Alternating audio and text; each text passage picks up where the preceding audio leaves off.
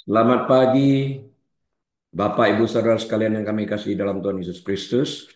Selamat berjumpa kembali dengan kami dari Restoration Christian Church di Los Angeles. Hari ini hari Minggu, tanggal 2 Februari tahun 2025. Kita akan membahas sebuah topik yang saya beri judul Mengambil Keputusan. Saya Harili, Gembala Sidang, dan kita akan mengawali dengan doa. Tuhan Yesus, kami terima kasih untuk kebenaran firman-Mu seperti yang tertulis dalam kitab Ulangan 30 ayat 19 dan 20, Yosua 24 dan ayat 15. Berbicara kepada kami Tuhan, kami siap mendengarkan, bantu kami menjadi pelaku yang aktif, sehingga kami dimerdekakan saat kami mengaplikasikan firman-Mu. Terpuji Engkau saat ini sampai selama-lamanya. Bersyukur dalam nama Tuhan Yesus. Haleluya. Amin. Baik, Bapak Ibu Saudara sekalian, mari kita buka Alkitab kita terlebih dahulu kepada kitab Ulangan pasal yang ke-30 ayat 19 dan ayat 20. Ulangan 30 ayat 19 dan ayat 20 yang akan kita sambung dengan Yosua 24 ayat 15. Akan saya bacakan untuk kita sekalian. Saya mulai dengan Ulangan 30 ayat 19 dan 20. Aku memanggil langit dan bumi menjadi saksi terhadap kamu pada hari ini. Kepadamu kuperhadapkan kehidupan dan kematian, berkat dan kutuk. Kemudian diberikan jawabannya. Pilihlah kehidupan supaya engkau hidup, baik engkau maupun keturunanmu dalam jangka panjang ini. Ayat 20. Dengan mengasihi Tuhan Allahmu, mendengarkan suaranya dan berpaut padanya. Sebab hal itu berarti hidupmu dan lanjut umurmu untuk tinggal di tanah yang dijanjikan Tuhan dengan sumpah kepada nenek moyangmu, yakni kepada Abraham, Ishak dan Yakub, untuk memberikannya kepada mereka. Ini alasan-alasan yang dituliskannya ya, mengapa dan bagaimana caranya kita mendapatkan kehidupan itu. Kita lanjut dengan Yosua 24 ayat 15. Ini Yosua berkata kepada orang Israel saat dia memimpin mereka masuk ke tanah perjanjian. Tetapi jika kamu anggap tidak baik untuk beribadah kepada Tuhan, pilihlah pada hari ini kepada siapa kamu akan beribadah. Allah, huruf kecil, yang kepadanya nenek moyangmu beribadah di seberang sungai Efrat, atau Allah orang Amori yang negerinya kamu diami ini. Tetapi aku, ini keputusan konkret ini. Tetapi aku, Yosua dan seisi rumahku, kami akan beribadah kepada Tuhan. Firm banget jawabannya. Nah, kita akan belajar tentang ini. Saya membuat catatan kecil di sini. Bangsa Israel diperintahkan untuk memelihara hubungan mereka dengan Allah dengan cara mengasihi Dia dan mendengarkan suaranya dan melakukan dengan segenap hati sesuai dengan apa yang Tuhan katakan. Ini bukti daripada mengasihi Tuhan karena Alkitab juga mengatakan barang siapa mengasihi aku, kata Tuhan Yesus, ia akan melakukan perintahku, firman-Nya. Nah, saya mengawali ini terlebih dahulu dengan sebuah ilustrasi. Pernahkah engkau mengunci mobil dan meninggalkan kunci di dalamnya? Mengeposkan surat tanpa menempelkan perangko di atas amplopnya. Nah, kalau yang ini saya pernah. Memasak sebuah resep makanan tanpa memasukkan salah satu bumbu utama. Hal-hal seperti itulah yang kita lakukan bila kita betul-betul, bila kita tidak betul-betul memperhatikan apa yang sedang kita kerjakan. Dalam bahasa Inggrisnya, we are not mindful. Ya, melakukan sesuatu yang seharusnya kita lakukan. Nempelkan perangko di amplop, masukkan bumbu persis seperti aturannya. atau tidak melakukan sesuatu yang seharusnya kita lakukan adalah pikiran yang ceroboh. Jadi ada dua hal kemungkinannya. Melakukan sesuatu yang seharusnya tidak kita lakukan atau melakukan sesuatu yang seharusnya kita lakukan. Ini tindakan yang ceroboh. Tahu itu salah, tetap dikerjakan. Foolish. Tindakan yang keliru atau kelalaian yang tidak dapat dipertanggungjawabkan dapat menjadi gangguan kecil ke depannya atau dapat menimbulkan akibat serius yang berlangsung lama. Ini dia kesalahan-kesalahan akibat daripada kecerobohan yang dirancangkan oleh manusia itu sendiri. Tahu salah, tetap dilakukan. Pikirannya Tuhan itu penuh kasih, nggak mungkin terjadi. Tuhan penuh kasih, tapi jangan lupa konsekuensi berjalan. Jadi kita perlu mengawasi apa yang akan kita lakukan di dalam keputusan-keputusan yang akan kita ambil. Nah, dalam kecerobohan kita dapat mengambil keputusan yang salah dan akan berdampak baik dalam kehidupan kita hari ini maupun di masa yang akan datang. Akan berdampak baik bagi diri kita sendiri maupun bagi anggota keluarga ataupun orang-orang di sekeliling kita. Kalau bagi saya melakukan kesalahan bukan hanya diri saya, keluarga saya, dan jemaat yang saya pimpin. Ini berat. Banyak hal yang harus saya pertimbangkan. Pikiran jernih serta fokus pada apa yang sedang kita kerjakan diperlukan agar kita dapat membuat dan mengambil keputusan yang akurat. Engkau dapat berpikir bahwa orang-orang pada zaman Hagai tidak mungkin melakukan kesalahan yang ceroboh. 20 tahun sebelumnya, mereka hidup, Hagai ini hidup dalam pembuangan di Babilonia. Karena apa? Karena tidak menaati Allah. Sekarang mereka kembali ke Yerusalem.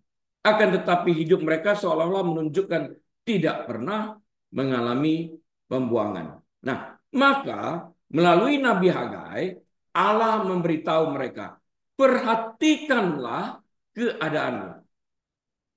Aktif, proaktif. Perhatikanlah keadaanmu. Hagai menyampaikan ini sebagai peringatan, tertulis dalam Hagai 1 ayat yang ke-7. Lalu dia, Tuhan, memberitahu kesalahan mereka. Nggak boleh defensif waktu ini diberitahu. Mereka hidup angkuh dalam kemewahan dan tidak menyelesaikan pembangunan bait Allah. Tanggung jawab mereka abaikan untuk memilih hidup di dalam foya-foya.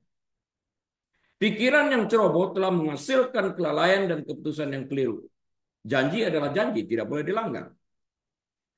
Allah ingin supaya kita berpikir hati-hati terhadap tindakan, terhadap perkataan, dan hubungan kita, serta membuat keputusan yang membawa kemuliaan bagi nama Tuhan.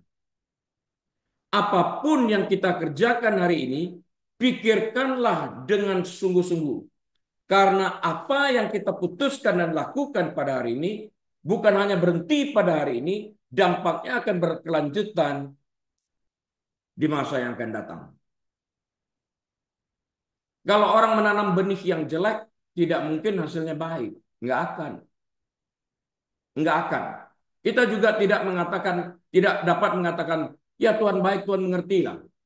Itu iya, Tuhan baik, Tuhan mengerti, tapi juga Tuhan mengerti akan konsekuensi yang akan kita terima. Apakah kita mengerti akan hal itu? Akibat perilaku kita sendiri. Mengapa mau? Bukankah lebih baik kita berhenti sejenak, bertanya lebih lanjut, daripada melakukan kesalahan dan pertanggungjawabannya akan berlangsung dalam waktu yang lama, setahun, 2 tahun, entah berapa tahun, nggak tahu. Apakah pertobatan kita itu benar? Sehingga kita menghasilkan buah yang sesuai dengan pertobatan itu sendiri. Atau kata-kata pertobatan ini hanya sekedar pemanis bibir, lip service. Yang harus kita ingat adalah bahwa Tuhan tidak pernah dapat diolok-olok. Enggak dapat. Jagalah agar pikiran kita tetap lurus, jernih, murni, kudus. Jika tidak, ia akan menyesatkan kita. Itu tergantung daripada kita. Apakah kita akan mengentertain pikiran-pikiran jahat seperti Kain? Tuhan sudah jelas-jelas larang dia untuk jangan. Dia mengentertain pikiran tersebut berakibat fatal terhadap kematian saudara kandungnya, Abel. Itu bukan hanya satu yang mati. Bayangkan kalau Abel berkeluarga menghasilkan berapa banyak keturunan. Berapa generasi yang dibunuh oleh Kain. Karena dia menuruti pikirannya. Karena itulah Roma 12 ayat 2 kencang di dalam hal ini. Agar kita berpikir, berhenti sejenak, melihat pola pikir yang salah ini, dan membuat perubahan segera. Nah, kita tahu, berkali-kali saya mengatakan, slip of tongue, keceplosan. Apakah demikian? Enggak. Karena pertobatan kita tidak sungguh. Itu ada di dalam pikiran kita pada waktu itu terjadi. Tunggu, aku akan melakukan ini. Itu ada di dalam pikiran dan kita tidak bertobat. Suatu saat kita pasti melakukan itu.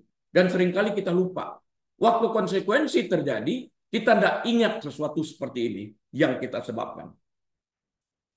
Karena itu kita harus berhati-hati. Pengambilan keputusan dan pemecahan masalah melibatkan identifikasi masalah. Kain tahu tentang kesalahan ini. Menganalisis informasi. Tuhan memberikan informasi itu kepada dia. Dia tidak menganalisis ini. Karena itu dia menurutkan suara hatinya untuk go ahead bunuh adiknya. Evaluasi opsi potensial. Tuhan memberikan jalan keluar. Apakah tidak merubah hatimu yang jahat ini bergembira, merubah cara membawa persembahan itu, opsi-opsi ini?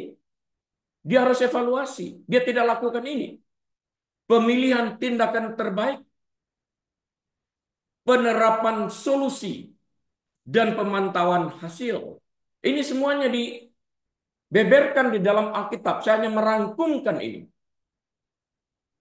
Pada dasarnya pengambilan keputusan dan pemecahan masalah melibatkan proses pengumpulan informasi.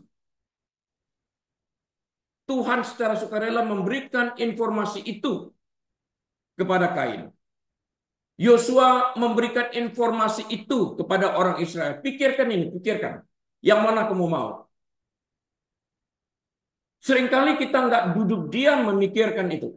Menuruti suara hati. Ini yang salah. Orang-orang yang melakukan ini, kalau dalam ilmu psikologi, kita melihat IQ-nya rendah. Kecerdasan emosionalnya rendah. Karena tidak dapat mengontrol ini. Mempertimbangkan segala sesuatu dari segala sisi, segala sudut, dan segala arah dengan mempergunakan helikopter view yang kita pelajari. Nah, aspek utama pengambilan keputusan dan pemecahan masalah meliputi beberapa faktor. Ya, jadi kita perlu melihat yang barusan kita bicarakan tadi, langkah-langkah itu adalah langkah-langkah bijaksana yang memperkecil kemungkinan untuk mengambil keputusan yang salah. Nah, faktor-faktor ini akan kita pelajari lebih lanjut.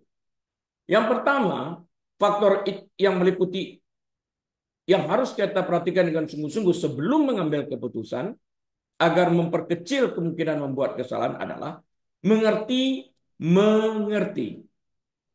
masalah yang dihadapi, artinya memahami masalah yang dihadapi dengan jelas. Kain ngerti nggak ini? Ya jelas dia ngerti, karena itu tumbuh rasa benci kepada adiknya, iri hatinya, jealousy. Memahami masalah yang dihadapi dengan jelas. Mengumpulkan informasi artinya memiliki kemampuan untuk mengumpulkan data dan detail yang relevan untuk mendapatkan informasi yang akurat, yang berguna untuk mengambil keputusan. Dalam contoh ayat di atas, informasi yang kita miliki untuk mendapatkan kehidupan atau berkat adalah dengan mengasihi Tuhan. Itu diucapkan oleh Musa. Kasih Tuhanmu, kamu akan mendapatkan hidup. Ya, dengan demikian kita menjalin hubungan yang erat dengan Tuhan itu sendiri. Kalau kita menjalin hubungan yang erat, ini pasti berdasarkan kasih. Itu penting. Kehidupan yang enak ini akan berkelanjutan akibat daripada pergaulan yang erat dengan Tuhan, karena melalui pergaulan yang erat ini kita mengerti isi hatinya. Tuhan mencurahkan isi hatinya ini kepada Kain. Ubah lu pola berpikirmu. Kalau enggak, dosa mengintip di balik pintu, dikatakan. Tapi engkau harus menguasai dosa itu. Ini detail diberitahu ini. Cuma dia yang enggak peka terhadap itu, dia cuma mau menuruti hawa nafsu kemarahannya ini. Kenapa aku enggak diterima persembahanku ini? Ya. Yang ketiga itu adalah membuat alternatif melalui apa? Sering kita bicara nih, melalui brainstorming. Bahasa Indonesianya melakukan curah pendapat, brainstorming, curah pendapat. Kemarin saya pikir apa ya brainstorming bahasa Indonesianya? Saya Google cari tahu. Curah pendapat ini saya baru belajar nih perkataan baru. Brainstorming, curah pendapat tentang berbagai kemungkinan solusi atau pendekatan. Jadi melalui brainstorming ini kita bertanya, mengumpulkan informasi, melihat detailnya, kita bertanya lagi kepada diri sendiri dan kepada orang-orang di sekeliling kita yang mengerti agar dapat membantu kita. Di dalam banyak berkonsultasi terdapat kemudahan-kemudahan Alkitab menjelaskan ini. Ya. Tentang berbagai cara kemungkinan solusi, dalam pendekatan ini kita perlu mengumpulkan informasi-informasi ini ya. Melalui brainstorming ini kita mengolahnya. Nah, kemudian kita juga perlu mengevaluasi opsi-opsi yang kita miliki. Menilai pro dan kontranya. Dulu saya mengajarkan melalui 4 pertanyaan. Ya, saya nggak ulang lagi itu. Nah, menilai pro dan kontra dari setiap alternatif.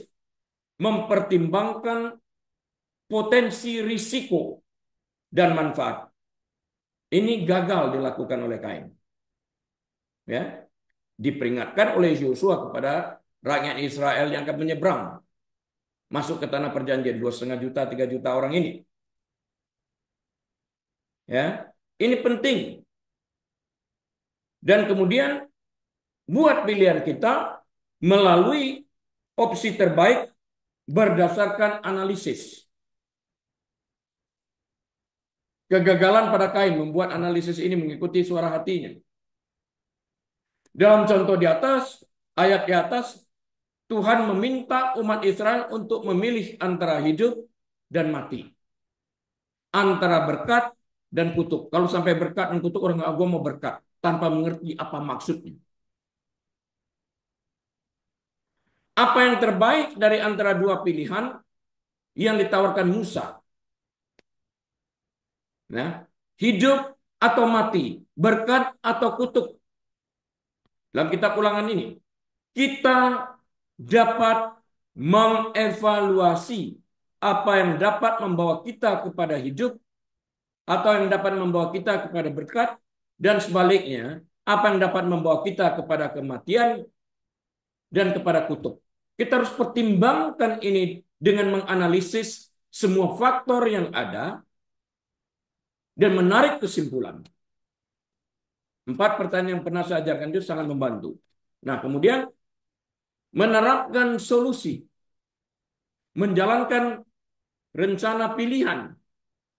Ya, kita sesudah memilih dengan tepat berdasarkan informasi-informasi yang ada, berdasarkan detail yang ada, berdasarkan melihat dari segala sisi sudut dan mempertimbangkannya, mengambil keputusan yang terbaik ya.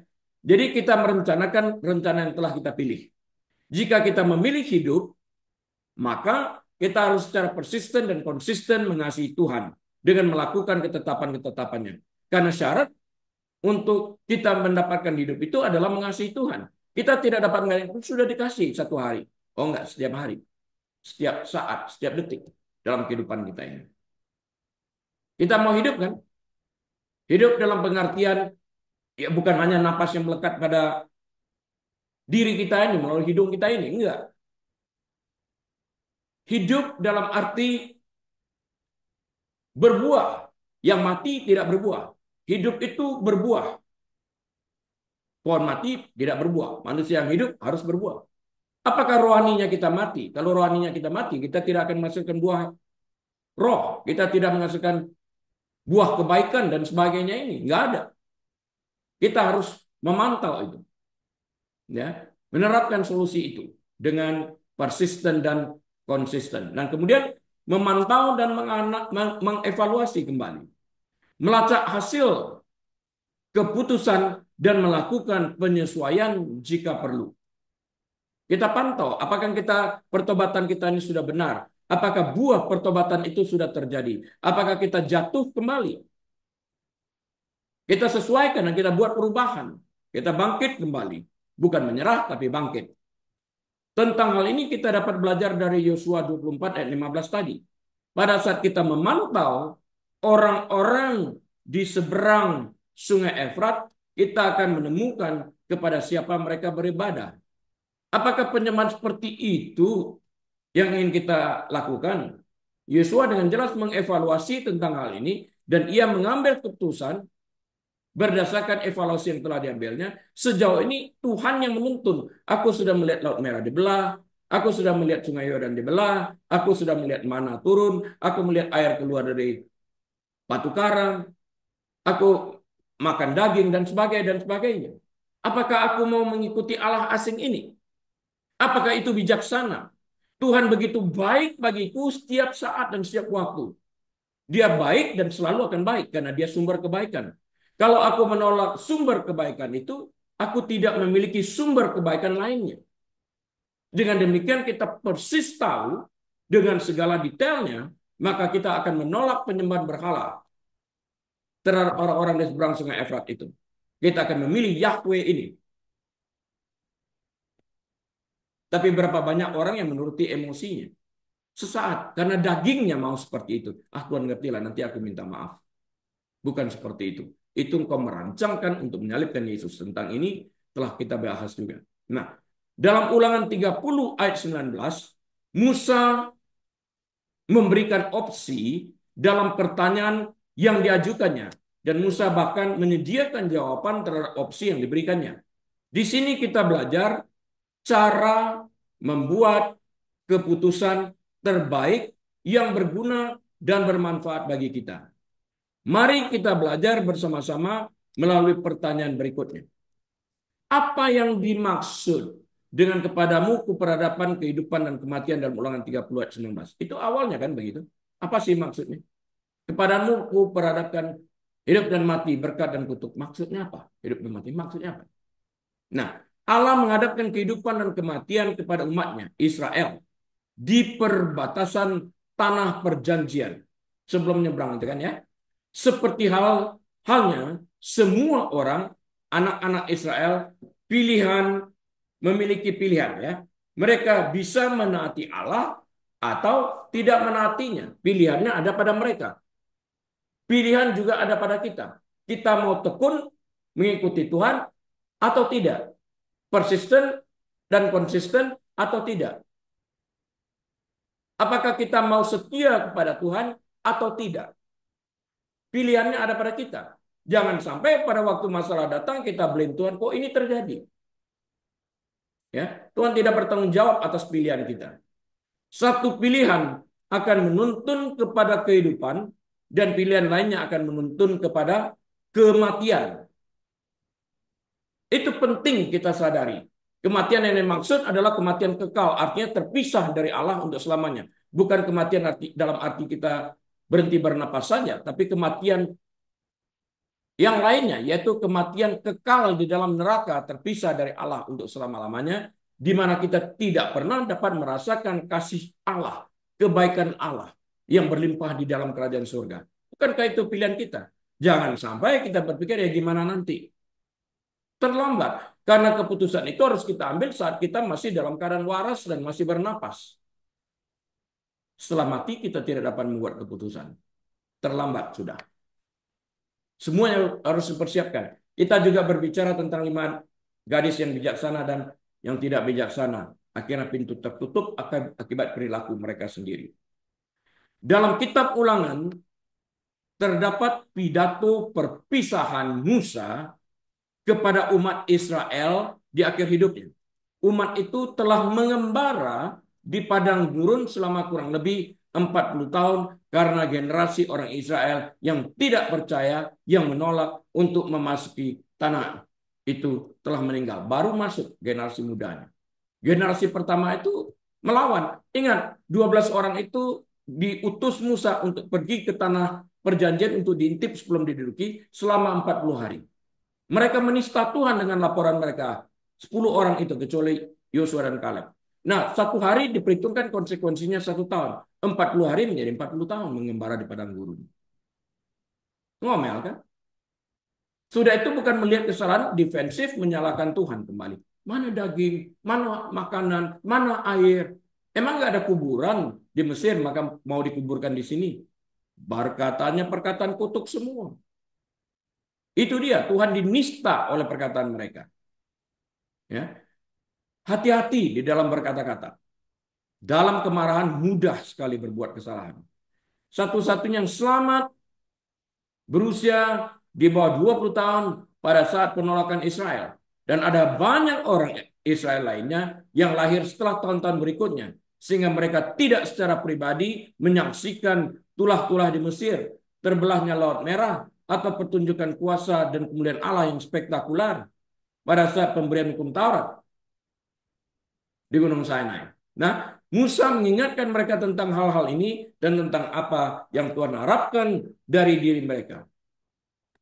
Dalam Ulangan 28, Musa menguraikan berkat-berkat bagi ketaatan dan kutukan bagi ketidaktaatan. Ini Ulangan 28 ini sangat terkenal, berkat dan kutuk. Dalam pasal 29 dan 30, selanjutnya memperingatkan orang-orang tentang apa yang terjadi atau akan terjadi jika mereka meninggalkan perjanjian mereka dengan Tuhan. Tetapi juga berjanji bahwa ketika mereka melakukannya, taat kepada janji mereka, mereka akan diampuni jika mereka kembali kepadanya dalam pertobatan yang sungguh, artinya menghasilkan buah yang sesuai dengan pertobatan itu. Dalam Ulangan 30 ayat 7 sampai 10, Musa berjanji bahwa ketika mereka bertobat, lingkari perkataan bertobat atau garis bawahi. Ya, itu pentingnya kita memakai Alkitab kertas. Tuhan Allahmu akan menjauhkan segala sumpah serapah kepada musuhmu dan pembencimu yang telah mengejar engkau. Waktu kita bertobat, Tuhan menjadikan orang yang menganiaya kita sebagai musuhnya. Musuh kita menjadi musuh Tuhan. Kita nggak usah lakukan apa-apa, santai aja. Engkau akan mendengarkan kembali suara Tuhan dan melakukan segala perintahnya yang kusampaikan kepadamu pada hari ini. Tuhan Allahmu akan melimpahi engkau dengan kebaikan dalam segala pekerjaanmu, dalam buah kandunganmu, dalam hasil ternakmu, dan dalam hasil bumimu. Sebab Tuhan Allahmu akan bergirang kembali karena engkau dalam keberuntunganmu. Seperti ia bergirang karena nenek moyangmu dahulu. Ayat 10. Apabila engkau mendengarkan suara Tuhan Allahmu dan berpegang pada perintah dan ketetapannya yang tertulis dalam kitab Taurat ini, dan apabila engkau berbalik kepada Tuhan Allahmu dengan segenap hatimu dan dengan segenap jiwamu. Nah, ini menjadi bagian mereka berkat ini dan kehidupan ini. Nah, kemudian Musa memanggil umat untuk memperbaharui perjanjian dan secara pribadi berkomitmen untuk mengikuti Tuhan. Perbarui ini. Sadari kesalahanmu. Jangan defensif. Akui, buat perubahan, berjanji kepada Tuhan. Ayo bertobat.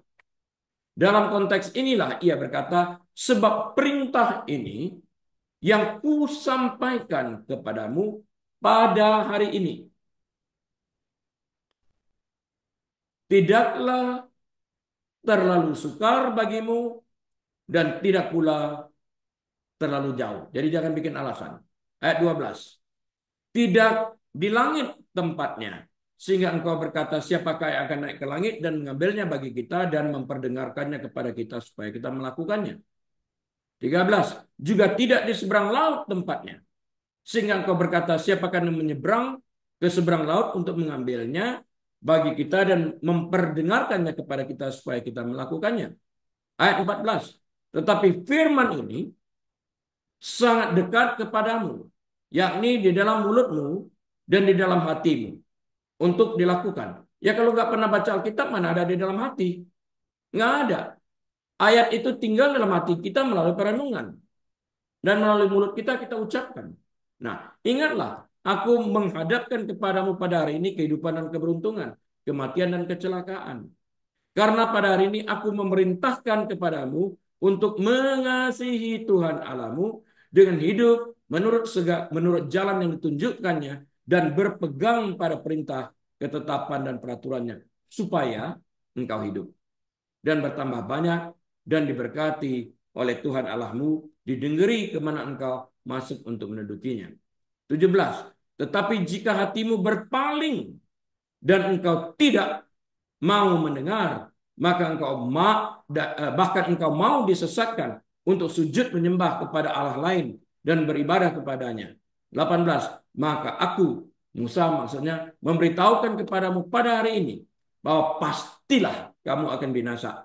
Tidak akan lanjut umurmu di tanah kemana engkau pergi menyeberangi sungai Yordan untuk mendudukinya. Itu tertulis semuanya dalam Ulangan 30 ayat 11 sampai 18. Sederhananya, jika Israel menaati dan mengikuti Tuhan, ini dikonklusikan dalam kesederhananya.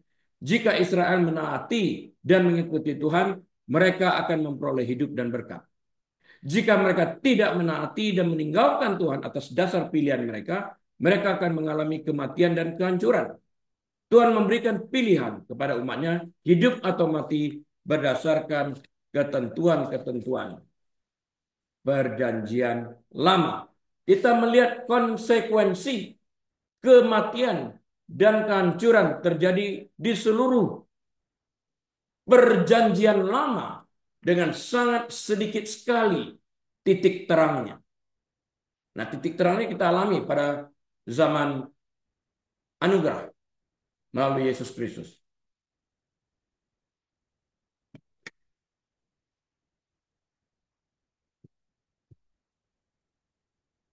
Meskipun ketentuan-ketentuan perjanjian lama, dengarkan baik-baik, meskipun ketentuan-ketentuan perjanjian lama secara khusus ditujukan bagi orang Israel di tanah perjanjian dan tidak berlaku bagi seluruh umat manusia saat ini, pilihannya masih tetap sama.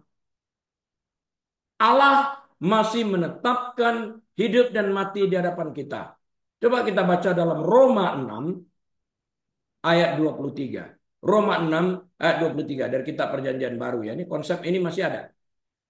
Nah, Roma 6 ayat 23 memberitahu kita bahwa sebab upah dosa ialah maut, tetapi karunia Allah ialah hidup yang kekal dalam Yesus. Dalam Kristus Yesus. Nah, kalau kita nggak hidup dalam Kristus Yesus, ya kita nggak menikmati itu. Dalam Kristus Yesus, Tuhan kita. Oke.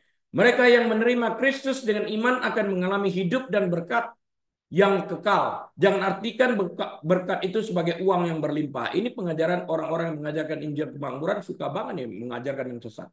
Dia tidak berbicara tentang berkat uang. Dia berbicara tentang berkat berlimpah di dalam kerajaan surga, bebas daripada penderitaan, bebas daripada kesepian akibat Tuhan tidak hadir di dalam neraka.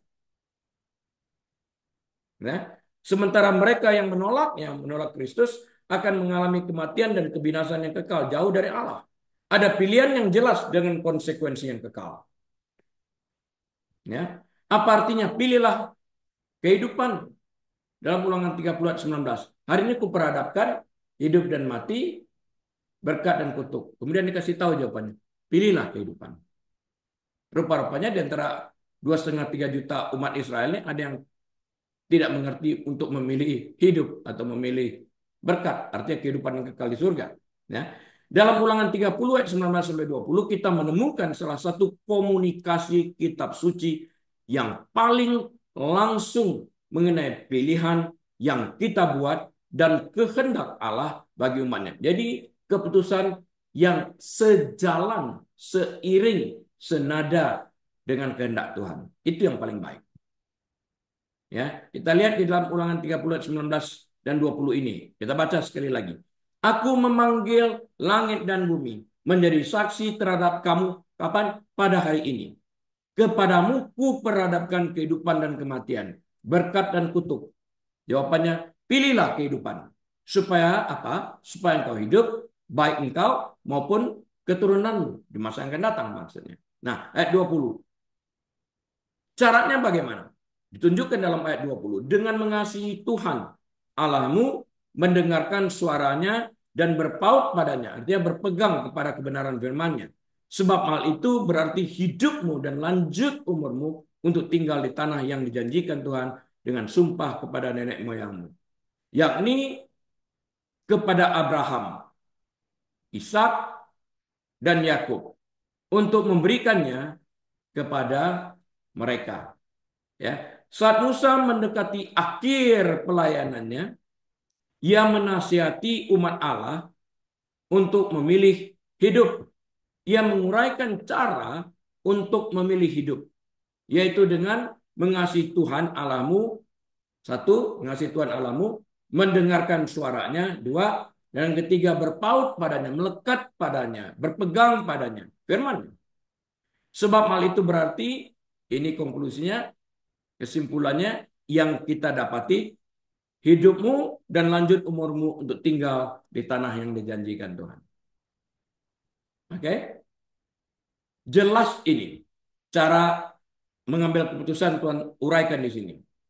Nah, Musa meninjau kembali ketentuan-ketentuan perjanjian, menjelaskan kepada umat Israel bahwa berjalan dalam hubungan perjanjian dengan Allah berarti membuat keputusan radikal, perkataan radikal sampai ke akarnya, untuk menyerahkan diri mereka dan kita pada hari ini sepenuhnya kepada Tuhan dan jalan-jalannya. Nggak bisa ke kiri atau ke kanan. Ya.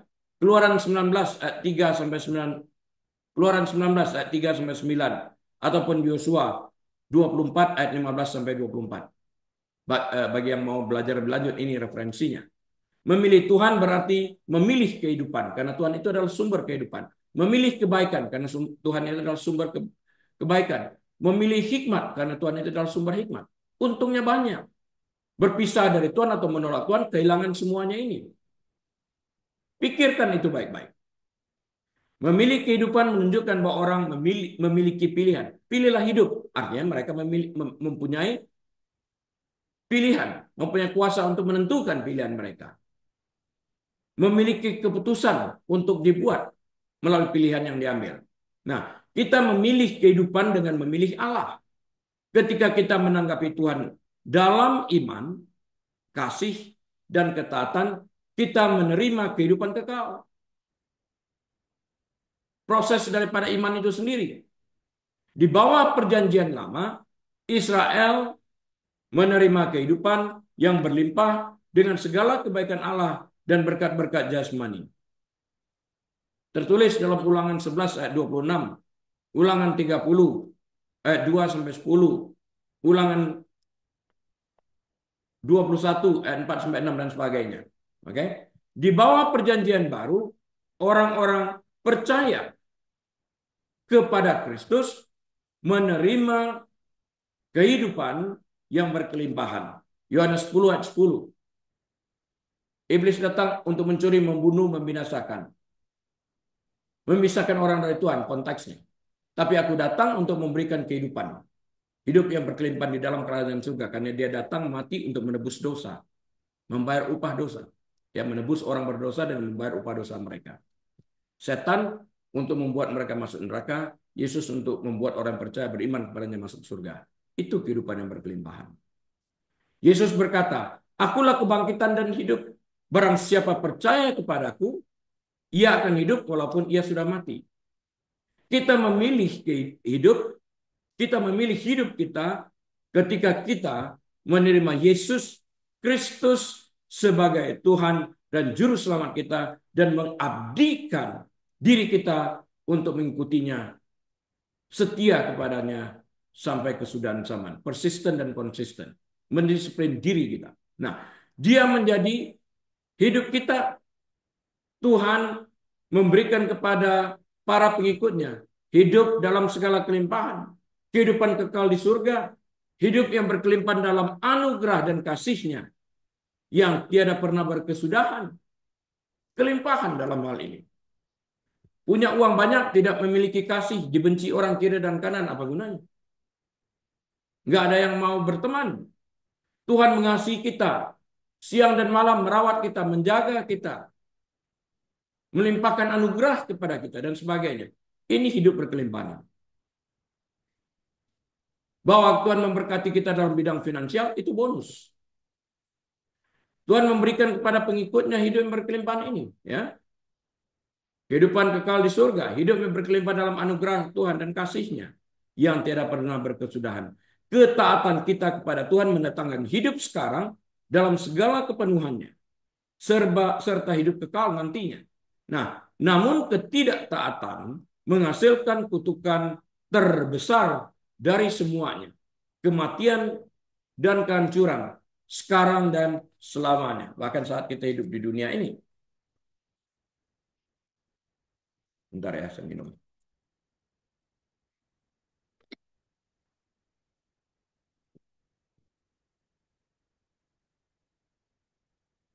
Hidup yang ditawarkan Allah, hidup yang harus dipilih Israel. Enak kan kalau Allah sudah menawarkan, pasti nggak salah dah. Dia pasti memberikan yang terbaik. Nggak usah mikir itu. Yes and amen aja. Dijalani dalam penyembahan kepada Allah, dalam kemurnian, keadilan, kewajaran terhadap yang lemah dan miskin. Kita nggak boleh persekusi mereka, menghina mereka. Mereka juga diciptakan dalam gambaran Allah. Dan melalui ketaatan pada semua petunjuk yang telah ditunjukkan oleh Musa. Pelajari Ulangan 28, 29, 30 ini. Memilih hidup berarti memilih jalan Tuhan di atas jalan mereka sendiri. Pilihan lain akan menuntun pada tragedi dan kematian. Pilihlah apa yang Tuhan sarankan ini tadi. Panggilan Musa untuk memilih hidup bukan hanya tentang menaati peraturan. Itu adalah panggilan ke hati. Dia menggerakkan motivasi internal kita ini. Tertulis di sini ya, dalam Ulangan 10 ayat 12 kita lihat ini. Maka sekarang, hai orang Israel, apakah yang dimintakan daripadamu oleh Tuhan Allahmu selain dari takut akan Tuhan Allahmu, hidup menurut segala jalan yang ditunjukkannya, mengasihi Dia, beribadah kepada Tuhan Allahmu dengan segenap hatimu dan dengan segenap jiwamu. Takut akan Tuhan artinya respect, bukan takut seperti takut kepada orang jahat, bukan seperti itu. Takut kepada Tuhan, respect. Dia dapat mengambil nyawa kita. Enggak, dia justru mati untuk kita. Respect kepada Dia. Yesus menyampaikan panggilan yang sama ini sebagai perintah pertama dan terbesar. Kasihilah Tuhan Allahmu dengan segenap hatimu dan dengan segenap jiwamu dan dengan segenap akal budimu. Itulah hukum yang utama dan terutama ya. Itu hukum yang terutama dan pertama. Tertulis dalam Matius 22 ayat 37 sampai 38. Kita tidak mungkin mengasihi sesama manusia tanpa mengasihi Allah. Ya. Kalau kita mengatakan kita mengasihi Allah tapi membenci manusia, ini kan kebohongan. Mengasihi Tuhan adalah langkah pertama dalam memilih hidup. Ketika kita mengasihi Tuhan, kita ingin mengenalnya secara dekat. Kita mendengar suaranya dan mengikutinya. Yang lalu kita belajar tentang domba-domba yang mendengar suara gembalanya. Dan ia mengikuti hanya suara gembalanya, tidak mengikuti suara orang asing. Nah, salah satu ciri hubungan antara gembala dan kawanannya adalah bahwa domba selalu mengenali suara gembalanya. Saat kita mengenal suara Tuhan secara dekat, kita menjadi sadar bahwa Dia adalah gembala agung kita. Dia adalah gembala yang baik itu. Setiap kali kita mungkin tergoda untuk menyimpang ke kanan atau ke kiri, gembala kita ada di sana memberitahu kita jalan yang benar untuk ditempuh. Apakah kita menempuh sesuai dengan petunjuknya? Pilihannya pada kita. Ia sudah melakukan bagiannya. Bagian kita taat.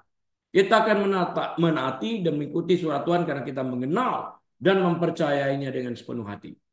Jangan sampai digoda oleh keinginan daging.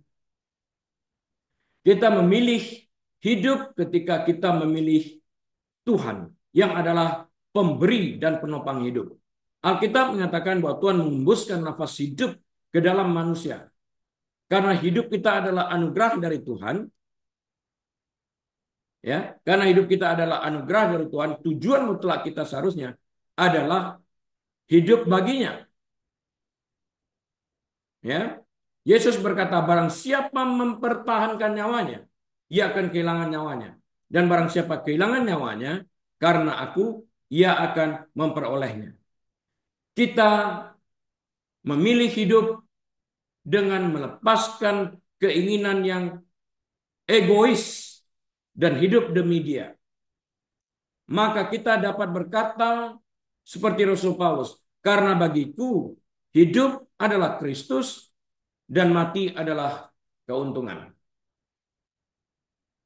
Petunjuk apa yang Tuhan berikan kepada kita melalui firman-Nya tentang mengambil keputusan? Petunjuk apa? Ada nggak petunjuk-petunjuk itu yang diberikan kepada Tuhan sehingga kita mengerti bagaimana mengambil keputusan? Tadi di atas awal daripada khotbah ini sudah saya jelaskan satu persatu cara mengambil keputusan. Petunjuk-petunjuk yang diberikan. Mari kita gali lebih lagi. Alkitab menawarkan banyak prinsip untuk membantu proses pengambilan keputusan di mana Tuhan dimuliakan melalui keputusan yang kita ambil. Kapan itu terjadi? Saat keputusan kita itu inline dengan keputusan Tuhan. Artinya kita mengikuti keputusan Tuhan. Pertama, mulailah dengan doa. Sebelum mengambil keputusan, pertama, mulailah dengan doa. Di mana ayatnya? Lukas 6, ayat 12, dan ayat 13. Ayat ini mengatakan sebagai berikut. Pada waktu itu, pergilah Yesus ke bukit untuk berdoa semalam-malaman. Ia berdoa kepada Allah. Ketika hari siang, ia memanggil murid-muridnya kepadanya, lalu memilih. Jadi sebelum memilih, ia berdoa semalaman suntuk. Lalu memilih dari antara mereka 12 orang yang disebutnya rasul. Jadi, jika kita harus berdoa dalam segala situasi, kita tentu harus berdoa pada saat-saat mengambil keputusan. Saat kita berdoa, kita menerima hikmat. Yakobus 1 ayat yang kelima. Jangan sampai kita berdoa asal-asalan sampai lewat. Kita harus berhenti. Karena keputusan itu penting, kita berhenti dari kegiatan kita sehari-hari, renungkan. Nanti Tuhan akan memberikan hikmat itu kepada kita. Saya kemarin juga nggak tahu harus memasukkan ayat ini. Waktu merenungkan, itu muncul di dalam pikiran saya. Ya. Yang kedua, mengerti masalah yang sedang dihadapi dan kumpulkan semua informasi. Tadi di atas telah kita bicara. Ya, kumpulkan semua informasi yang dibutuhkan. Jangan kumpulkan informasi yang tidak dibutuhkan. Itu sampah. Untuk membuat keputusan, artinya relate untuk masalah yang dihadapi. Keputusan yang bijaksana adalah keputusan yang berdasarkan informasi. Karena itu informasi kita harus relate dengan masalah yang kita hadapi. Penting untuk memahami pilihan apa saja yang tersedia. Setelah faktor-faktornya diketahui, pilihan-pilihan tersebut dapat dipertimbangkan dan dievaluasi lebih lanjut. Poin yang ketiga, carilah hikmat dari firman-Nya. Beberapa keputusan menjadi mudah jika ada satu pilihan yang jelas sesuai dengan firman Tuhan. Kalau enggak, kita harus bergumul. Ayat ini juga saya dapatkan kemarin. Mazmur 121 ayat 1 dan 2. Aku melayangkan mataku ke gunung-gunung. Kemudian pemazmur bertanya, dari manakah akan datang pertolonganku? Dia dalam keadaan takut. Solusinya apa ya? Aku melayangkan mataku ke gunung-gunung dan bertanya, dari manakah datangnya pertolonganku? Dia jawab, pertolonganku ialah dari Tuhan yang menjadikan langit dan bumi. Datang dari sana. Tunggu, bergumul, lihat. Setelah berdoa dan mengumpulkan semua data dan informasi yang diperlukan, kita menempatkan semuanya ini di bawah kaki Tuhan dan memohon dari Tuhan untuk memberikan hikmat dan marifat yang dapat menuntun kita untuk mendapatkan jawaban dan bantuan tepat pada saatnya seperti yang tertulis dalam Mazmur 46 ayat kedua. Allah itu bagi kita tempat perlindungan dan kekuatan sebagai penolong dalam kesesakan sangat terbukti. Dan saat ini muncul satu ayat lagi, Hosea 4 ayat 6 kalau saya nggak salah. Not by might, not by power, but by my spirit, says the Lord. Bukan dengan kekuatan gagah perkasa kita, tapi dengan roh Tuhan yang membawa kita kepada kemenangan itu melalui keputusan-keputusan yang diambil. Roh Tuhan itu akan berbisik kepada kita. Tuhan, ini informasi yang aku miliki. Adakah informasi lain yang aku butuhkan? Tuhan, tolong beri petunjuk kepadaku. Nanti Tuhan akan berbicara kepada kita. Poin yang keempat, carilah nasihat yang saleh, carilah nasihat yang benar. Kalau kita lihat dalam Mazmur 1, duduk dalam kumpulan orang pencemooh, orang-orang fasik, itu akan membawa kepada kecelakaan. Jangan bertanya kepada orang dunia. Ya, cari nasihat yang saleh, nasihat yang benar, nasihat yang benar itu berasal daripada firman Tuhan, dari Tuhan itu sendiri. Amsal 15 ayat 22. Amsal 15 ayat 22 mengatakan sebagai berikut. Rancangan gagal kalau tidak ada pertimbangan. Biasa memutuskan aja. Tetapi terlaksana kalau penasihat banyak. Kita perlu mendengarkan. Terkadang berkonsultasi dengan teman atau anggota keluarga sudah cukup. Kadang-kadang seperti itu. Di lain waktu, berkonsultasi dengan gembala atau orang bijak lainnya dapat membuat perbedaan antara keputusan yang merugikan dan yang bermanfaat. Saya yakin kita sekalian tahu tentang hal ini. Ya, dalam mengambil keputusan, kadang-kadang saya memberikan input, kadang-kadang Anda tahu dari Tuhan, seperti itu.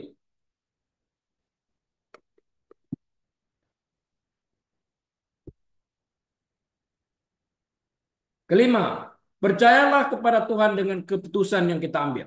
Setelah keputusan diambil, percaya. Stick on that.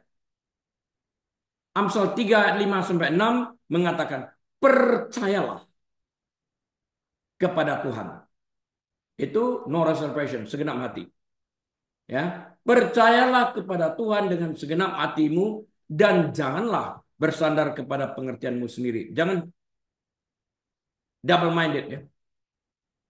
Dalam segala lakumu, akuilah dia, maka ia akan meluruskan jalanmu.